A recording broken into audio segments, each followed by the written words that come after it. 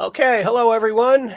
Once again, Dave Rubenstein here from SD Times, and this is the latest in our micro webinar series with the value stream management solution provider ConnectALL. With me is Lance Knight, of course, the CTO. How you doing, Lance? Great, Dave. I'm the COO, not CTO. I get it wrong every time. I don't want anybody to ask me a technical question, so that's why I didn't roll with it, right? Yeah, I only have a big note right here on my desk that says COO, but I didn't look at it. So there you go. It might help me later if I apply for a CTO job somewhere down the road, right? Oh, Dave says I was one. I get it. Well, that's right. Exactly. Anyway, so thanks for joining us, folks. And today's topic is we're going to be looking at how you can use value stream management to eliminate that non-value added work and get your costs under control. I know that's a big topic these days, especially people who are doing cloud computing and worrying about spiraling costs and how they can kind of get a handle on all that. So, Lance, let me just ask you about your approach to looking at how you can reduce those costs. There's costs hidden in every part of your value stream. And when times are a little different, you don't look at those costs in the same way. And so really, it falls back to the fundamentals of three things, which is system thinking, lean principles, and using those to identify waste and identify non-value added activities and remove those. And so you're just using those simple principles. And I actually have a PowerPoint on a little of this prepared.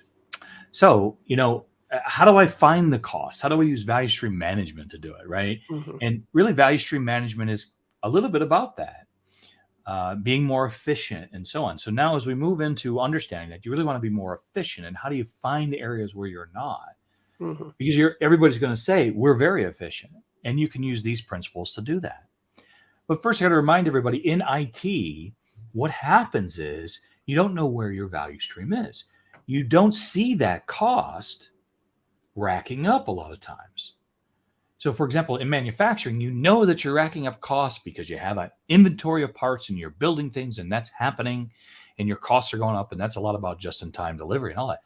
But in cloud computing, you don't see it being consumed until somebody says, why is this so expensive? What happened?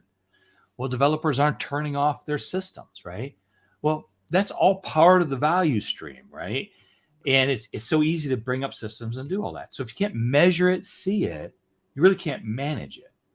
Mm-hmm. So that's where value stream principles kind of come into place, right? That's where it kind of makes sense, where I can use these principles to do stuff. So identify waste and find issues. It's really still these 8 steps, which we put on every webinar, right? Identify a critical business process, which could be bringing up cloud computing. I know you wanted to touch on that. Commit to mapping the value stream, commit to lean, and execute against it. And look where you can remove that waste in methods or processes. In these principles, which is system thinking, lean, so on, there's more tools I can use to help me do that. For example, all the value stream metrics. What is my flow like? How many systems are there? Get feedback loops from your cloud stuff to actually say how many systems you're at, so you can look at it real time and make sure. Bring it from out of the value stream into it, depending upon where you're using those. Mm-hmm. So it's really about mapping that value stream first, right? And you've seen this picture with me, I don't know how many times. And this is a value stream.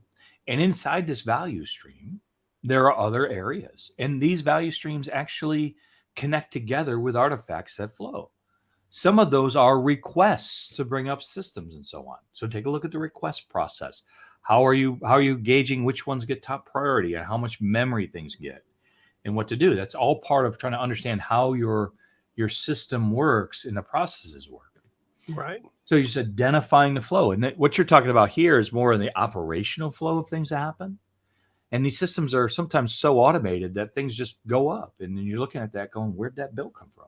Mm-hmm. I know we at ConnectALL, what's really interesting when you talk about that is we're a systems integrator. So we have all kinds of tools that we bring up all the time to run our what I call our automation factory against to see if our API stuff is working. So connect the tools, bring it back, map your value stream. And when you're looking at your request process and how you go to bringing one up, you then see areas of time and waste and so on, where there's time in each one of these. For example, from intake to approve is 10 days. Can I shorten that?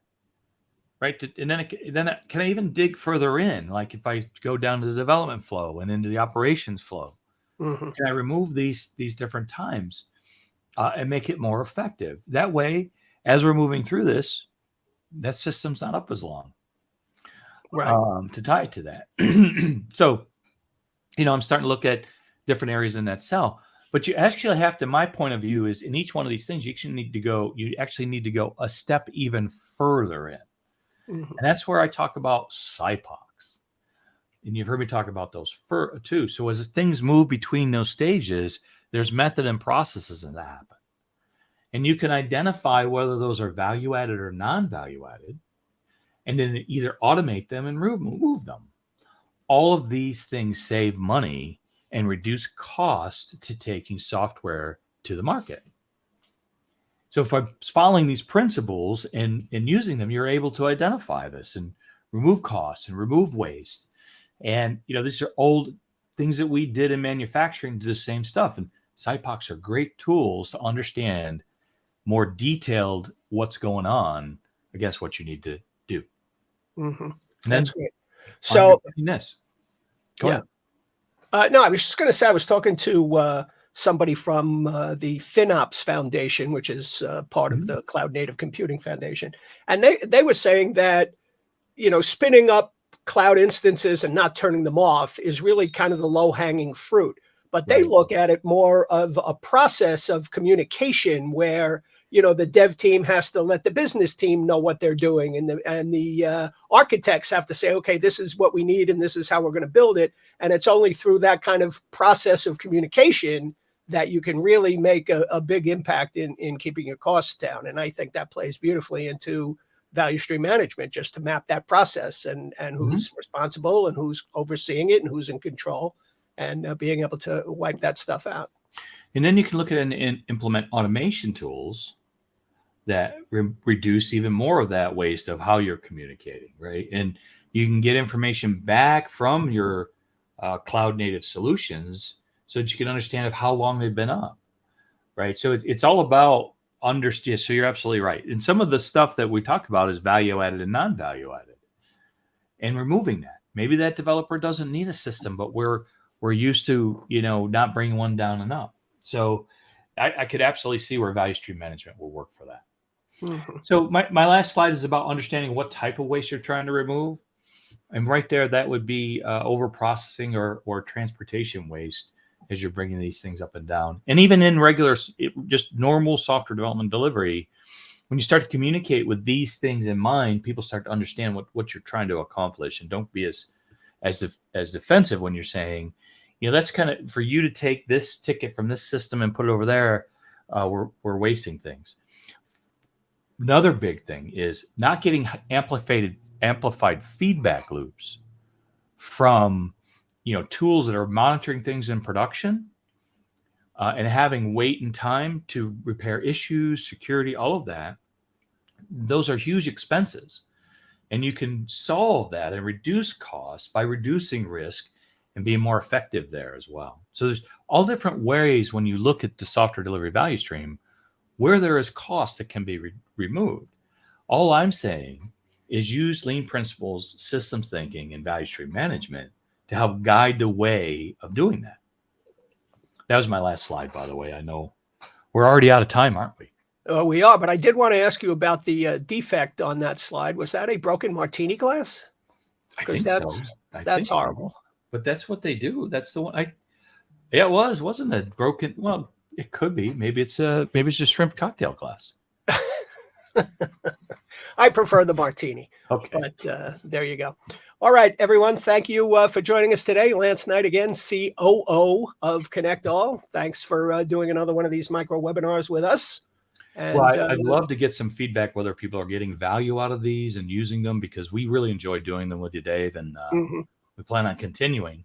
But anyway, some way we'll have to figure out if people are getting value out of the content we're bringing. Well, folks, if you want to drop me an email, drubenstein@d2emerge.com, let me know how you're enjoying these events. I'll share them with Lance, and perhaps we can even shape the next couple of discussions based on things you want to hear about as well. Absolutely. All right. Yeah. So Thanks, until guys. next time, once again, I'm Dave Rubenstein, editor-in-chief of SD Times. So long for now. Thanks, Lance.